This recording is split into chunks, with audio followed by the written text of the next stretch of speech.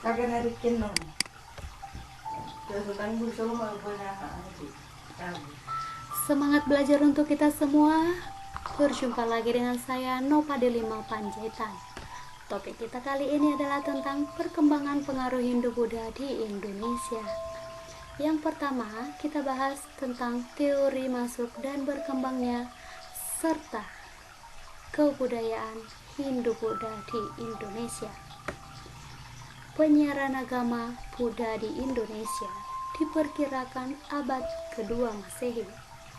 Penyebarannya dikenal dengan istilah misi Dharma Duta. Peninggalannya berupa patung Buddha yang berada di Jember di Jawa Timur dan juga yang terletak di Sulawesi Selatan yang berlanggam Amarawati, dan dia disebut juga sebagai istilah Arca Sempaga. Diperkirakan agama Buddha ini berasal dari negara India.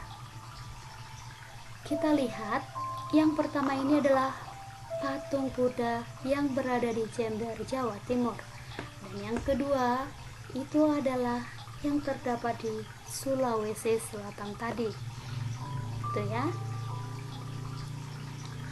Penyiaran agama Hindu di Indonesia. Kita tadi udah membahas tentang agama Buddha, sekarang agama Hindu. Teori penyiaran agama Hindu di Indonesia, ada beberapa tokoh yang mengungkapkan tentang teorinya. Yang pertama adalah teori Sudra yang dibawakan oleh Van Fabel. Dia menyatakan bahwasannya masuknya ajaran Hindu di Indonesia dibawakan oleh orang-orang yang berasal dari India yang memiliki kasta yang sangat rendah, yaitu adalah kasta Sudra. Yang kedua, menurut Enzekrom, yaitu adalah teori Waisya. Beliau menyatakan bahwasannya masuknya Hindu di Indonesia dibawa oleh para pedagang Hindu dan bahkan tinggal dan menjalin hubungan pernikahan dengan orang-orang Indonesia. Bisa kita jumpai, contohnya itu adalah orang India Keling. Kalau kita pergi ke Medan jalan-jalan, di sana ada Kampung Keling. Jadi di sana bisa kita jumpai orang-orang India. Tokoh penemu tadi, yang pertama adalah si Van Fabel dan yang kedua adalah si Enzekrom. Bisa ya. Selanjutnya kita bahas tentang teori Satria. Teori Satria ini dibawakan oleh si C.C. Burke. Beliau menyatakan bahwasannya masuknya Hindu ke Indonesia dibawakan oleh prajurit India yang kalah perang dan melarikan diri atau mengungsi ke Indonesia. Hal ini dibuktikan oleh peninggalannya, yaitu adalah penggunaan nama-nama raja di Indonesia memakai nama yang berasal dari India. Contohnya adalah dari kerajaan Kutai, yaitu adalah penggunaan nama Asyawarman, Mulawarman, dan Purnawarman dari kerajaan Tarumanegara, gitu ya. Selanjutnya, teori Brahmana. Teori Brahmana ini dikemukakan oleh si J.C. Van Leeuwen. Beliau menyatakan bahwa masuknya agama Hindu ke Indonesia dibawakan oleh kaum Brahmana yang merupakan kasta tertinggi, dan hanya kaum Brahmana lah yang bisa membaca bahasa Sanskerta dan huruf Pallawa, yang mana diartikan bahwasannya dari semua nanti teori yang memiliki unsur yang paling mendukung tentang masuknya Hindu di Indonesia itu adalah teori Brahmana. Karena diprediksi pada saat itu, bahkan raja-raja di Indonesia pada saat itu sengaja mengundang kaum Brahmana dari India untuk mengajarkan agama di kerajaan.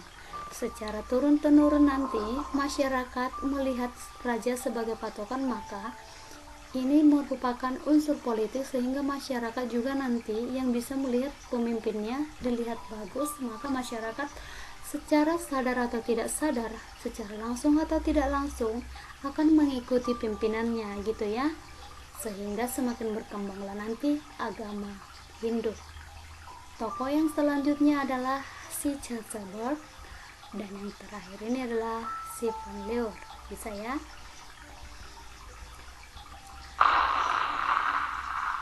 Teori yang terakhir adalah teori arus balik yang dikemukakan oleh si F.D.K. Bos.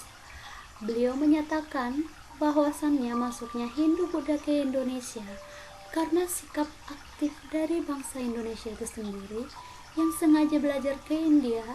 Selanjutnya setelah itu mereka menyebarkan agama Hindu ke Indonesia. Kita masuk yang kedua, wujud perkembangan agama dan kebudayaan Hindu-Buddha di Indonesia. Dari segi bangunan, yang pertama adalah candi. Candi adalah wujud akulturasi dari India dengan si Indonesia. Salah satu bangunan yang paling mencolok atau yang paling terkenal adalah Candi Borobudur. Candi Borobudur merupakan bangunan yang pada awalnya itu polanya itu diambil dari bangunan Pundak Berundak, yaitu adalah ciri khas arsitektur masyarakat Indonesia pada masa Megalitikum. Setelah memiliki akulturasi dengan si India, kebudayaan si India, maka gambaran Candi Borobudur, yang mana perbedaannya dengan si India nanti, kalau di India dia menggunakan patung Dewa Dewi, sementara di Indonesia itu adalah menggambarkan bagaimana kehidupan masyarakat atau lingkungan alam di Indonesia.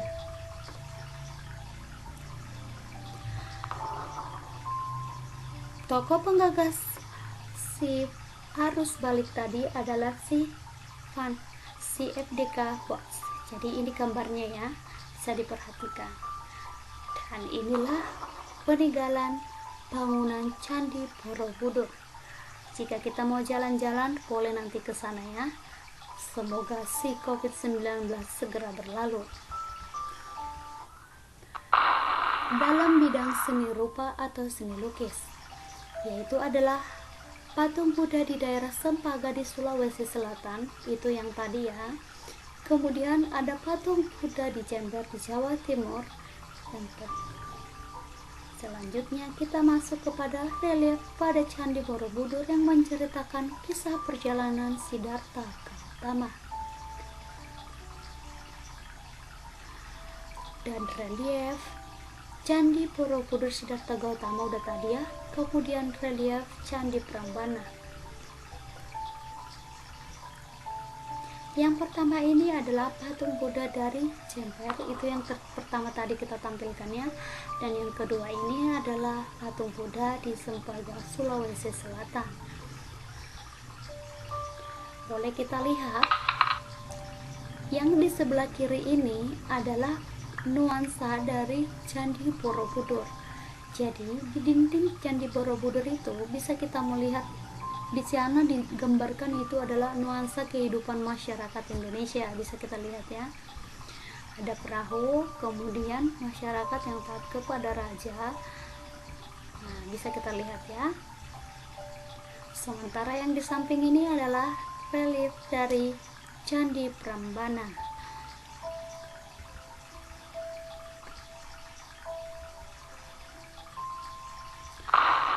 Dalam bidang seni sastra, yaitu adalah kitab sastra India, Mahabharata dan Ramayana. Ini memiliki pengaruh yang sangat besar dengan karya-karya sastra di Indonesia, yaitu adalah kitab Bharatayuddha, kitab Arjuna Wiwaha, kitab Krisnayaha, kitab Gatotkaca, dan yang terakhir adalah kitab Arjuna Wiwaha. Yang pertama ini bisa kita lihat, kira-kira seperti inilah sampul gambaran kitab. Yang pertama ini adalah kitab Bharatayuddha dan yang kedua ini adalah Arjuna Wiwaha. Dalam sistem kalender di Indonesia yang diadopsi dari si India itu adalah menggunakan kalender India dengan penggunaan tahun Saka. Tahun Saka itu adalah ciri khas kalender yang diterapkan oleh si India, yaitu adalah dengan penemuan istilah Chandra Sengkala. Chandra Sengkala ini adalah sebenarnya tahun 1400 nanti jika diurutkan ini ke Masehi adalah 78 Masehi. Jadi tahun Saka itu adalah sama dengan satu tahun Saka itu adalah 78 Masehi gitu ya. Jadi Chandra Sengkala ini adalah kronologi dalam usaha memperingati peristiwa penting yang menggunakan tahun Saka. Jadi nanti kita bisa memperlihatkan di gambar ya. Berdasarkan kepercayaan dan filsafat. Kepercayaan awal masyarakat Indonesia seperti yang telah kita bahas sebelumnya, yaitu adalah animisme dan dinamisme. Animisme adalah kepercayaan terhadap adanya arwah-arwah nenek moyang yang masih bersama dengan kita. Kemudian dinamisme adalah kepercayaan kita tentang bahwa sesuatu benda itu memiliki makhluk gaib. Kira-kira seperti inilah kepercayaan sebelum masuknya Hindu dan Buddha ke Indonesia.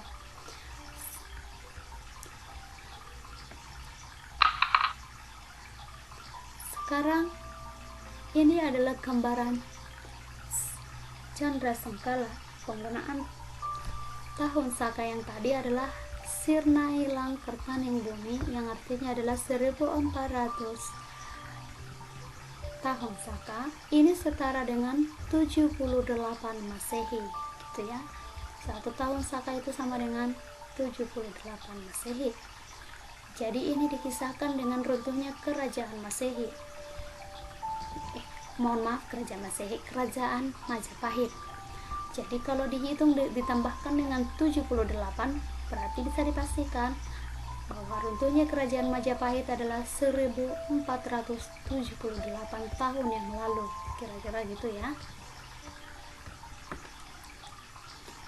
Oke, setelah masuknya pengaruh Hindu, terjadilah akulturasi yang disebut dengan konsep kultus dewa.